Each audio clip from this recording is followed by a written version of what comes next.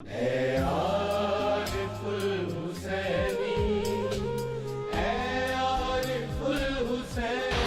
بہترین و زندہ مثال امریکہ کی دہشت گردی کا، امریکہ کی انسانیت کی دشمنی کا،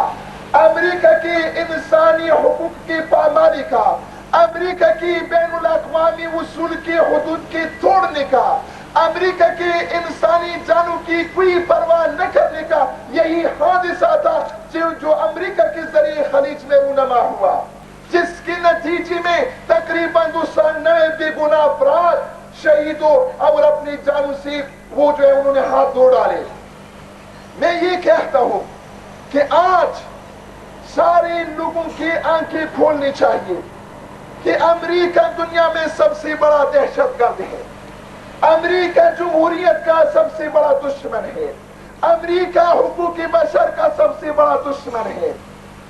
امریکہ صلح و امنیت کا سب سے بڑا دشمن ہے۔ اگر امریکہ خلیج فارس میں امنیت اور صلح قائم کرنا چاہتے ہیں تو اس کا طریقہ یہ تھا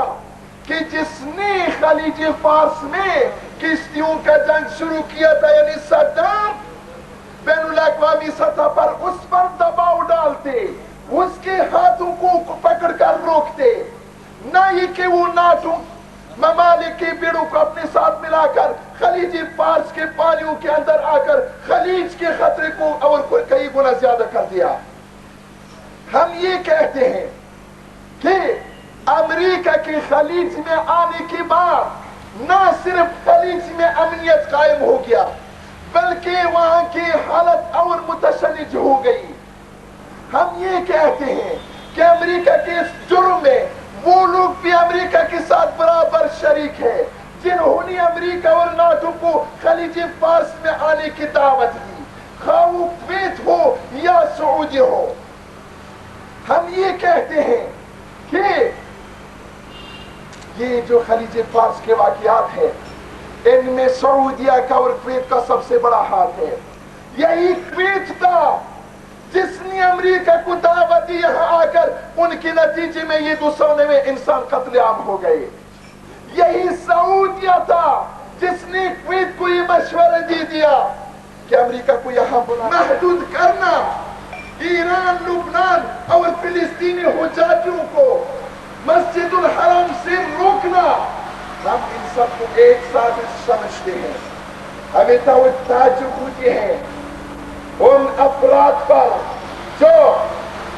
امریکہ کی خوش کرنے کی معنی میں بیداری کا لہر اٹھ گیا ہے، اور ہمیں امید ہے کہ انشاءاللہ امریکہ خوار و ذلیل ہوگا، روس خوار و ذلیل ہوگا، اور ایک دن پھر مسلمان اپنی کوئی ہوئی عزت اور وقار کو بحال کریں گے۔ ہم امریکہ کے وحشیانہ اور ہم امریکہ کے یہ ضد انسان اور ضد جمہوریت کارروائیوں کے پرزور مذمت کرتے ہیں، اور ہم بین الاقوامی اداروں سے، UN سے، اسلامی سربراہی تنظیم سے اور دوسری غیر جانبدار تحریکوں سے سب سے یہ مطالبہ کرتے ہیں کہ وہ امریکہ پر دباؤ ڈالے کہ ان کو خلیج سے نکلنا چاہیے، اور خلیج میں جو مسائل ہے وہاں کے جو اطراف میں ممالک اسلامی ہے وہ فیصلہ کریں گے۔ والسلام علیکم ورحمۃ اللہ۔ ضرورت ہے عارف حسین